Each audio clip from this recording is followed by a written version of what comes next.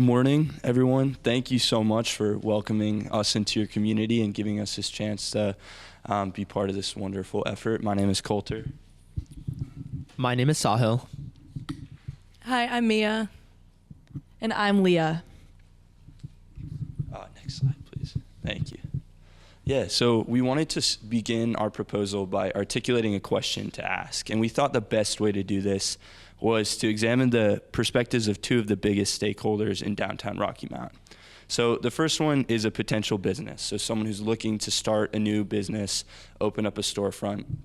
And put yourself in their shoes. Imagine you're walking into downtown Rocky Mount, you have a location you want to start a store in, and you're trying to go through the paperwork, trying to get the proposal in, and you run into a lot of obstacles, right? So there's codes that aren't up to date, the building may be boarded up, it might have sat empty for a long time, and it's gonna require a huge investment up front. So that deters you. Maybe you move outside of Rocky Mount, open up a business outside of Rocky Mount. And now let's examine the other side of that. So you're a customer, you're walking in to that same store, and rather than seeing a lively store, maybe it's boarded up, it's empty, maybe it's a little run down, so you decide to go outside the city and shop, maybe near, closer to the exit, where the hotels are. We talked about where Outback Steakhouse is, that area of Rocky Mount.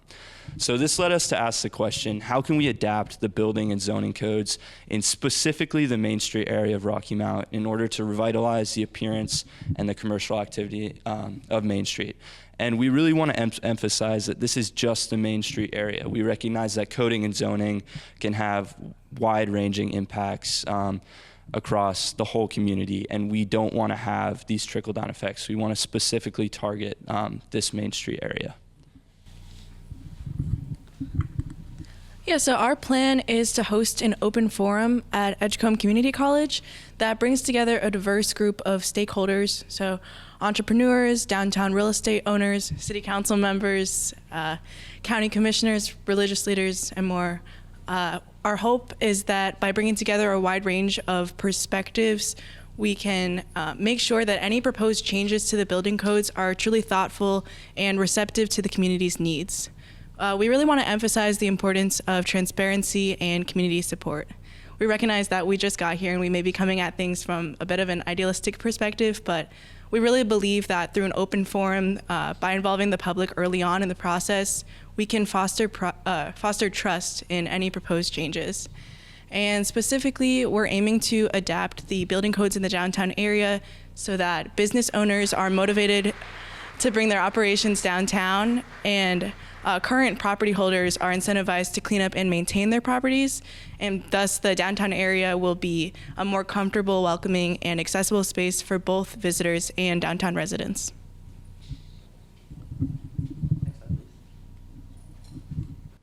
So, like Mia said, the people we have at this forum are extremely important. When we were doing our research and talking to different stakeholders throughout this weekend, we learned that the issue of zoning and housing codes are extremely divisive. They have a lot of racial undertones that have spread throughout this county for a long time. So we proposed that the following people be present at this forum. If you guys were walking through downtown, you might have noticed that especially in the area we described, there's a lot of churches with real estate portfolios that spread throughout this part of town. We also would like to include business owners, county commissioners, and city planners, the people that will directly be benefiting from the changing in zones and codes as we try to bring their businesses to downtown.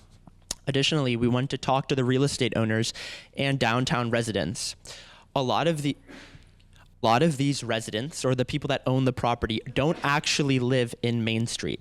We would still like their opinion before we change codes that'll directly affect their property. Next slide, please.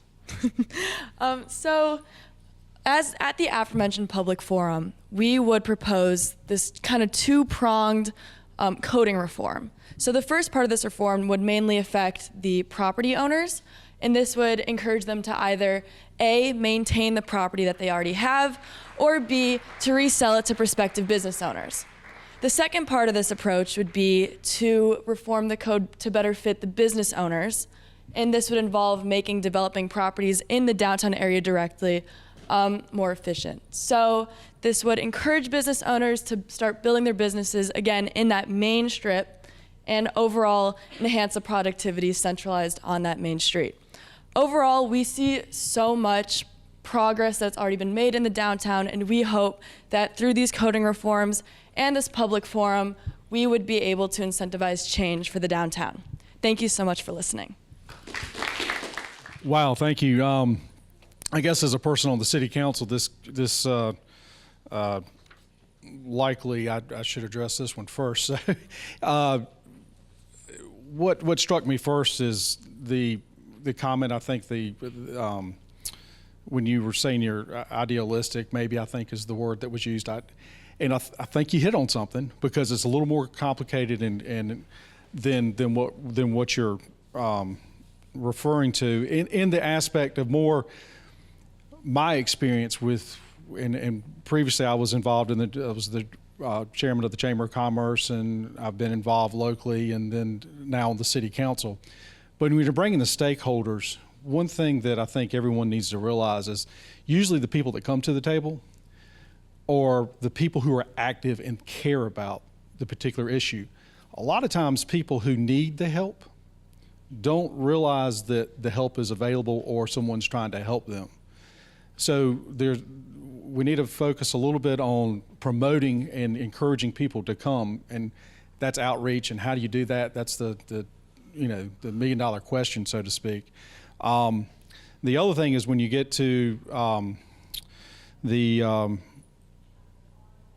you're correct. We've got a lot of different things down here. We're business owners and churches, and we have one of the interesting thing about churches, and just a little feedback is I'm a member actually across the street at a church, and that church pretty much stays empty except for maybe 2 hours on a Wednesday night, and then a couple hours on a Sunday. You got a whole building over there that could be utilized. So certainly utilizing the churches would be an interesting way to go. But going to the code enforcement, that's a very tricky area, and zoning is a very tricky area, because really what it comes down to is wealth. Because some of the people who have great ideas might not have the wealth, and one of the things we struggle with here in Rocky Mount is how to come up with the funding to help people revitalize. We have facade grants and we have roof grants, and I want to limit my time because we only have 5 minutes total. So more of that's a hard one right there, and how to solve that one is going to be interesting, and getting all those people together is going to be important to solve that one issue, because it really comes down to funds is what it does. So I could go on, and I don't want to babble, so I'm going to pass it on to the others. Thank you for your presentation. You had a tough one, dealing with codes and dealing with bringing people together and having dialogue, which I came in downtown in 1999, and I've seen multiple changes throughout that time. There have been multiple meetings, bringing multiple people together, putting multiple ideas up on boards of what you want downtown to look like. It's the implementation of that meeting and those ideas that have continuously fell to the floor. So strategizing how to take that information and make it productive is what's really the collaboration that needs to go forth. Codes and zones have changed on various occasions. Grants, as he has said, has really helped owners in downtown move forward in their businesses, and working back and forth with cities and codes and inspections, and making that process friendly. So trying to develop that particular perspective of bringing those codes and enforcements to pass. I think what has happened, and maybe you can look at that, what has happened for us is that those meetings have taken place. Those people have come together. Those people have shared ideas. What happens now is that when you try to do it again, people start feeling that, what is it going to do? Is it going to help anything? Because they've had that information, and so seeing that come to pass, bringing those ideas together, as you all have said, and collaborating on it and seeing it come to pass is a struggle. And I think if we can do that and make that work and make people feel like this information is going to help us move forward, is what we have to establish here, and bringing it together and making it work is what has happened. I'd like to thank you for your presentation. Me just coming from New York, we relocated our business here in 2020. We purchased a building downtown. There were, just to give you perspective, there were city grants, but initially you do have to have the capital to revitalize our building.